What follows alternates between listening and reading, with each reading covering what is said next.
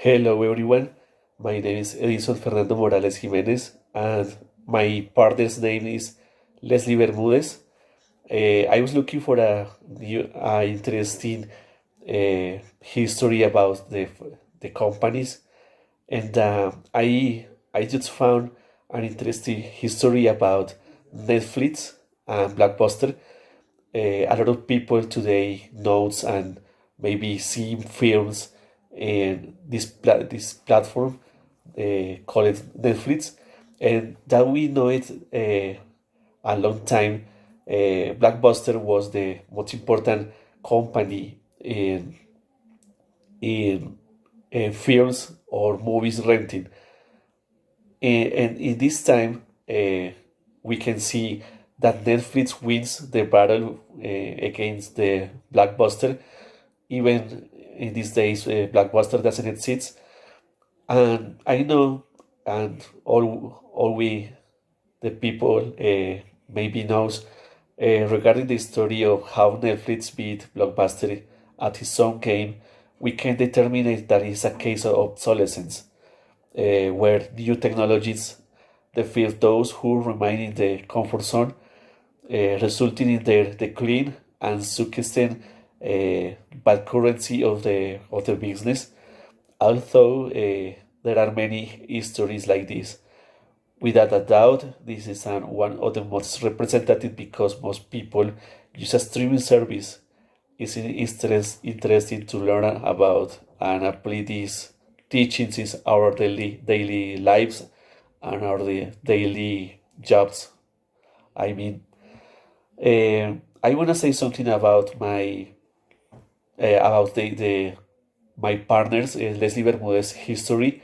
She chose a company called Sicolsa SA, and in this part, I know or I just read about the this company, and we can see one more example of the corruption that is reflected in our country in every aspect of the society. Although that the first idea was quite good and the beneficial for families are citrus producers in general, and it was giving good results. Over time, business actors began to find ways to take better advantage of their product. Economically speaking, other types of entrepreneurs also saw that they could evade taxes. In other words, these companies or these people avoid the taxes, and this ended up becoming a snowball that ended at ending of the aforementioned company Sicolsa. Some of the things that I could have been done to avoid the closing and liquidation of this company is to govern more forcefully the rules, uh, designed with the purpose of the punishing taxes evaders. DINA or DIAN is obligated to prevent this case, but in many circumstances the control varies in chains of regulation of monitoring others organizations are often bribed to prevent fraudulent companies or individuals from doing their job and benefits. Uh, we know that the corruption is a very great problem in our country, and we need to resolve this. And that's it about me participation in this evidence. I want to say I'm very glad to be here working with my partner Leslie Bermudez. She's so smart and very, very, and she tries to make the difference in this course. Thank you so much. Good night, my name is Leslie Bermudez. We are an increasingly changing world, a world where it is more difficult to be competitive and survive the strong crises that arise. That is the challenge for many entrepreneurs who want to excel and achieve success in their companies. Currently, there is great competitiveness at the business level in almost all markets. and that is where each company must make good use of the resource it has to achieve a good profit and meet the proposed goals. By having a contingency plan, there can be a preparation or a less a quick solution for companies in the event of eventualities that may negatively impact it. Due to a strong crisis that the country was facing in the coffee production of Quindío, the National Federation of Coffee Growers launched the Coffee Zone Diversification Program, with which it sought to solve the problem, replacing coffee with different crops to start a citrus agro-industrial development, which became a profitable alternative to get out of the strong crisis. It was there one of the largest and most positive agricultural diversification projects was born citrus from Colombia, Sicolsa, an initiative that was in charge of the National Federation of Coffee Growers and the Institute of Industrial Development.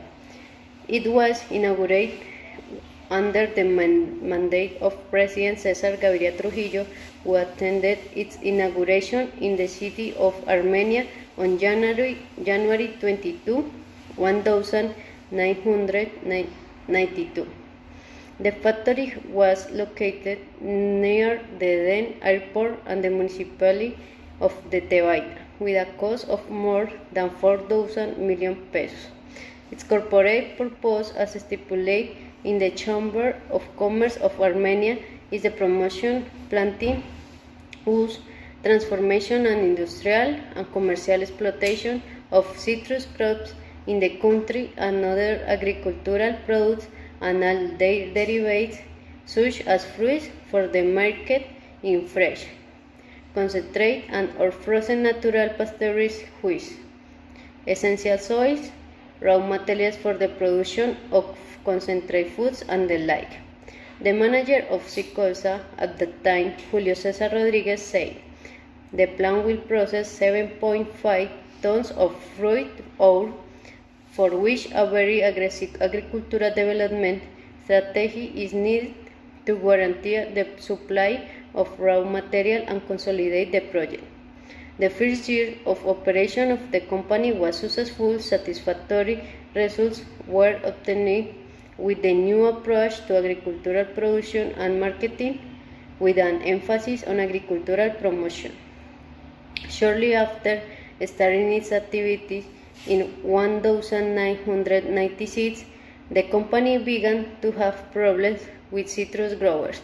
At that time, there were around 3,000 hectares dedicated to citrus crops, which were distributed between the north of the valley, Quindío, Caldas, and Risaralda. Production that Sicolsa intended to buy in its interest to meet the national and international demand for the that he intended to face. Initially, the plant was built to produce 43,000 tons per year, but only 4,000 tons were produced per year. From its inauguration in 1992 to 2004, which were not enough to satisfy national and international demand. Sicolsa began to have problems with the citrus growers since they began to sell their products to markets of orange, passion fruit, and among other citrus fruits, which come from different parts of the country and offered them more money for each kilo of these products. These markets were tax evaders, allowing them to offer more money to citrus growers. The strong crisis that Sicolsa was going through was imminent. Despite the great efforts of investors to save the company, the results of the plan were negative, and they had no other option but to liquidate it. The bad relation with the citrus growers, who were its main suppliers, caused the bankruptcy of this company, despite attempts to reach an agreement with them. On November 26, 2004, the company Sicolsa was liquidated. As we can see, having a good relationship with suppliers is a fundamental aspect that every company must take in account to be successful in the market. This will allow the organization to achieve future beneficial deals for the company. Correct coordination with suppliers allows us to produce a better final product or service, which will generate higher sales for the business. It is of great importance to have suppliers aligned and capable of responding to business demand. There must be alternative sources of supply that allow stability in the supply.